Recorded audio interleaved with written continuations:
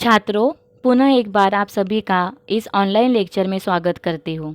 छात्रों, कह कविराय भाग 1 में हमने कवि गिरिधर जी लिखित प्रथम 3 कुंडलियों के बारे में पढ़ा था, जिसमें हमने देखा कि कुंडली क्रमांक 1 में कवि ने गुण व अवगुण में भेद करते हुए गुणों का महत्व बताया है।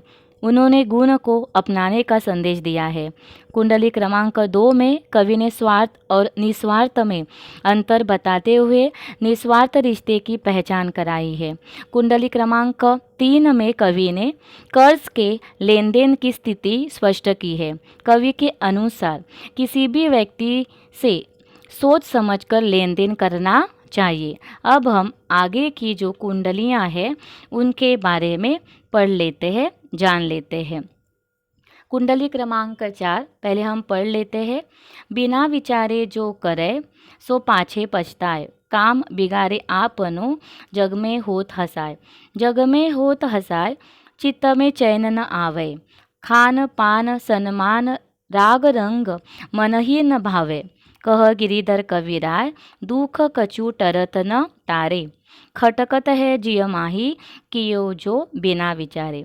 अब इस कुंडली में जो कठिन शब्द है उनके अर्थ हम पहले समझ लेते हैं। विचारे यानी सोचे, जो यानी वो, करे करता है, सो का मतलब वह, पाछे बाद में, पछताए पछताता है, बिगाड़े बिगाड़ता है, आपनो अपना, जग संसार, होत यानी होती है, हंसाए हंसी यानी जो बिना सोचे समझे काम करता है उसे बाद में पछताना पड़ता है, उसका काम बिगड़ जाता है, उसकी जग में हंसी हो जाती है। जग में होत हंसाए, जग में हंसी हो जाती है, लोग उस पर हंसते हैं। चित्त में चैन न आवे और उसके मन में शांति निर्माण नहीं होती, उसका मन जो है वह संतुष्ट नहीं होता। खान पान सम्मान, खाना पीना मान सम्मान, राग रंग यानी नाचना गाना, मन ही न भावे, मन को अच्छा नहीं लगता। भावे यानी अच्छा नहीं लगता, न भावे यानी अच्छा न लगता। कह गिरिधर कविराय, कवि गिरिधर राय कहते हैं, दुख कछु टरत न टारे।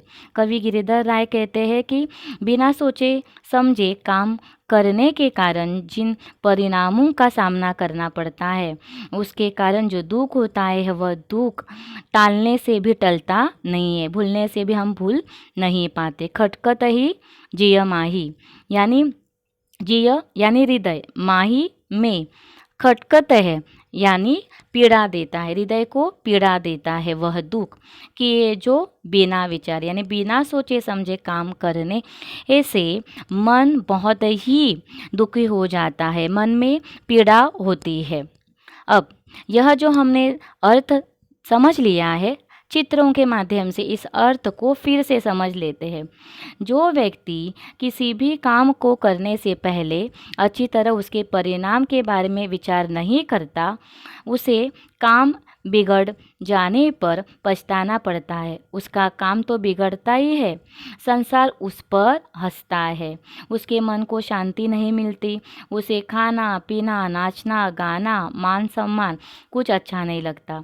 कवि गिरिधर कहते हैं कि ऐसे व्यक्ति के मन में हर समय दुख बना रहता है और वह दुख किसी भी तरह दूर नहीं होता।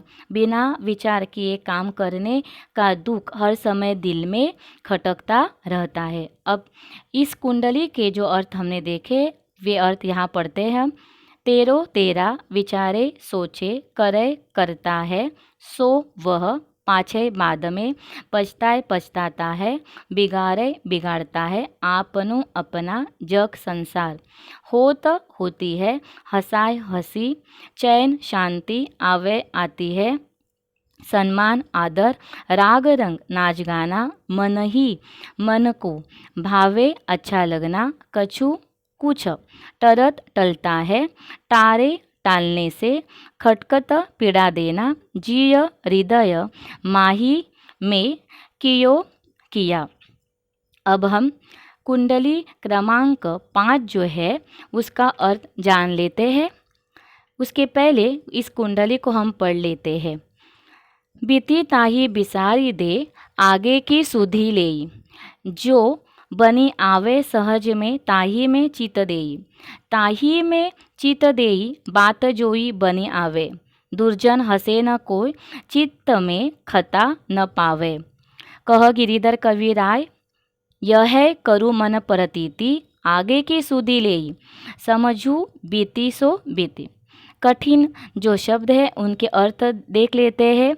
बीती यानी जो बीत गया है। ताही यानी उसे। बिसारी यानी भूल दे यानी भूल जाओ। आगे की सुधी लेई। सुधी यानी सोच। लेई यानी लो, सोच लो, आगे के बारे में सोच लो। यानी जो बीत गया है उसे आपको क्या करना है, भूल जाना है। जो बीत गया है उसे भूल जाओ, आगे के बारे में सोच लो। जो बनी आवे सहज में। जो सहज यानी सरल, आवे यानी आता है, बनी यानी सफल होना। जो सरलता से बन जाता है, जिसमें सरलता से सफलता मिलती है, ताही में चित्त दे, उसी में मन लगाइए। ताही यानी उसी में। आगे ताही में चित्त देई बात जोई बनी आवे, यानी उसी में मन लगाइए जिसमें आपको आसानी से सफलता मिले। और आगे बात जोई बनी आवे, यानी उसी में अपना मन लगाना चाहिए जिसमें सहजता सरलता से आपको सफलता मिल जाएगी। उससे क्या होगा, दुर्जन हंसे न कोई। दुर्जन यानी दुष्ट लोग, हंसे न कोई, कोई यानी दुष्ट लोग आप पर फिर हंसेंगे नहीं। चित्त में खता न पावे, आपके मन में कोई पीड़ा जो है वह नहीं होगी। अब देखिए यहाँ दुर्जन का जो मतलब दिया है वह दुर्जन यानी दुष्ट व्यक्ति। खता परेशानी, पावे यानी पाए, यानी अगर आप जिस काम को भली भांति सहजता से सरलता से कर सके वह काम अगर करेंगे तो उसके परिणाम क्या होंगे, कोई आप पर हंसेगा नहीं और आपके मन को दुख भी नहीं होगा। कह गिरिधर कविराय यह करु मन परतीति। यह यानी यही, करु करे, परतीति यानी विश्वास, यानी वही करो जिस पर मन में विश्वास है। ऐसा कवि गिरिधर कविराय कहते हैं। आगे की सुधी ले, आगे के बारे में सोचो। समझू बीती सो बीती। समझिए, समझू यानी समझिए, जो बीता है वह बीत चुका है, उसके बारे में सोचकर हमें कुछ हासिल नहीं होगा। अब यह जो अर्थ हमने यहाँ समझ लिया है, चित्रों के माध्यम से इस अर्थ को और अच्छी तरह से समझ लेते हैं। हे मनुष्य, जो बीत गया है उसे भूल जाओ, आगे आने वाले समय के बारे में सोचो। जो काम आसानी से हो सकता है उसी में ध्यान लगाओ। ऐसा करने पर दुष्ट लोगों को हंसने का मौका नहीं मिलेगा और तुम्हारे मन में असंतोष नहीं रहेगा। कवि गिरिधर कहते हैं कि वही करो जिस पर मन को विश्वास हो।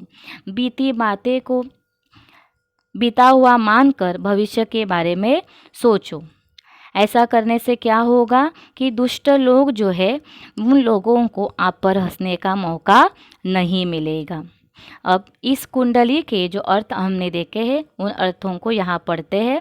बीती यानी जो बीत गया है, ताही उसे, बिसारी भूल, सुधी सोच, लेई लो, बनी सफल होना, आवे आता है, सहज सरल, ताही उसे, चित हृदय, देई लगाओ, जोई जोही, दुर्जन दुष्ट, कोई कोई, खता परेशानी, पावे पाए, यह यही, करूँ करे, परतीति विश्वास, समझू समझिए, सो उसे।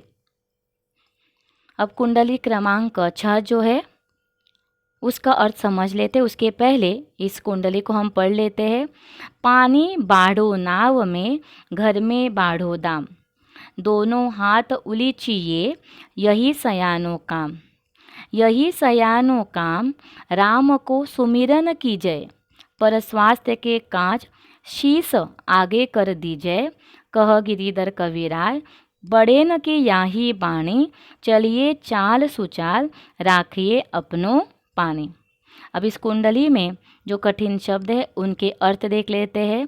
बाढ़ो यानी बढ़ जाना, नाव यानी नौका, दाम यानी धन, उलीचिए यानी फेंकिए, सयानो समझदारी, सुमिरन यानी स्मरण, कीजे करे, परस्वास्थ्य परोपकार, काज काम, शीस सीर।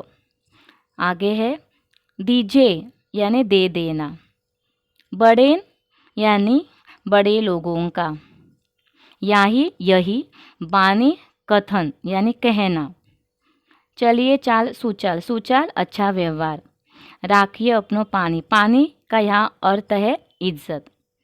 अब जो सरल अर्थ है वह हम समझ लेते। देखिए, पानी बाढ़ो नाव में, घर में बाढ़ो दाम। जब नाव में पानी बढ़ जाता है तब उस नाव का पानी दोनों हाथों से बाहर फेंका जाता है। तो उसी प्रकार घर में अगर धन बढ़ जाता है तो उसे भी दोनों हाथों से हमें परोपकार के लिए उसका उपयोग करना चाहिए। देखो, पानी बाढ़ो नाव में, घर में बाढ़ो दाम। नाव में अगर पानी बढ़ जाता है या घर में अगर दाम बढ़ जाता है तो नाव का पानी हम दोनों हाथों से बाहर फेंकते हैं। उसी प्रकार दोनों हाथों से घर में अगर धन बढ़ जाता है तो दोनों हाथों से उस धन का, उस दौलत का परोपकार के लिए उपयोग करना चाहिए। यही सयानों काम, समझदार जो लोग होते हैं उनका यही काम है या यही उनकी समझदारी कहलाई जाती है।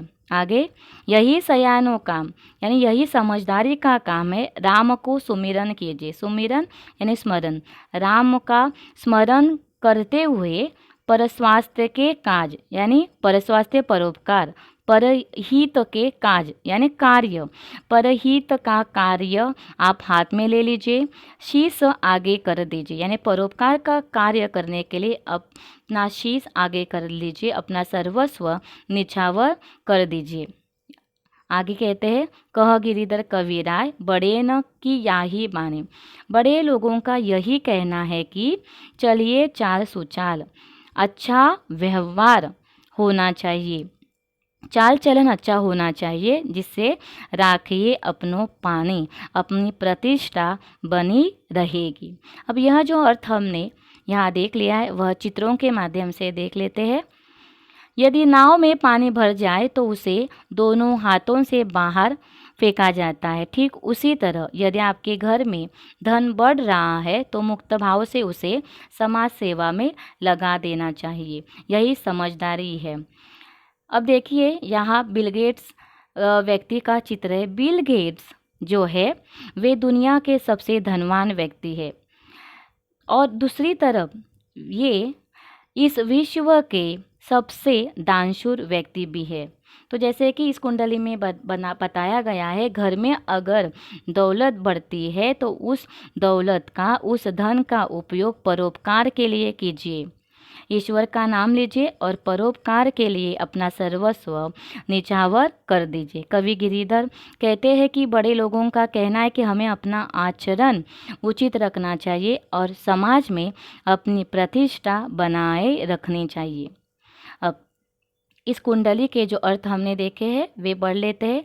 बाढ़ो बढ़ जाना, दाम धन, उलीचिए फेंकिए, सयानो समझदारी, सुमिरन स्मरण, कीजय करे, परमार्थ यानी परोपकार, काज काम, शीश सिर, दीजय दे देना, बड़ेन बड़े लोगों का, याही यही, बानी कथन, चाल व्यवहार, सुचाल अच्छा व्यवहार, राखिए रखो अपनो अपनी, पानी इज्जत।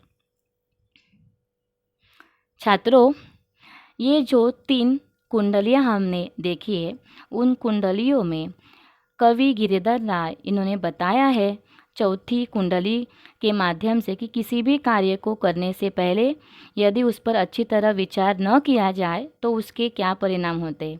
5वीं कुंडली में पुरानी बातों को भुलाने का संदेश दिया गया है। अंतिम कुंडली में ईश्वर के स्मरण तथा परमार्थ पर बल दिया गया है। तो यहाँ तक हमने कह कबीरा यह जो कविता है वह कविता समाप्त की है। इस कविता में 6 कुंडलियाँ हैं और इन कुंडलियों का जो अर्थ मैंने आपको समझाया है, उम्मीद करती हूँ कि यह अर्थ आपको अच्छी तरह से समझ में आया होगा। धन्यवाद छात्रों।